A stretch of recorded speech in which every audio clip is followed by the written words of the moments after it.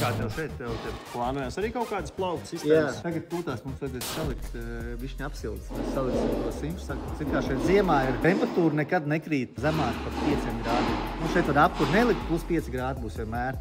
Bet cilvēkam tomēr ziemā tā nav vairs komfortabla temperatūra, ka mēs tur visādi simšu gribam tās līmēšanas zonas sadalīt mazliet. Krāsniņi jau jums te ir. To mēs neizmantosim. Jā, viņi nevar. Viņi uzsit 5 grādus, mēs varam dabūt augšā. Jā, bet kad attais vaļā fūras, mums parasti brauc iekšā. Jā, un tad viss izdzen ārā, tad mēs liksim to simšu.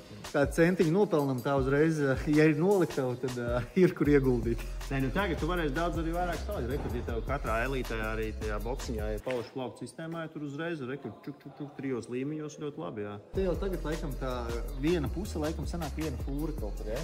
Cik fūrē ielēns pat īsti? 33.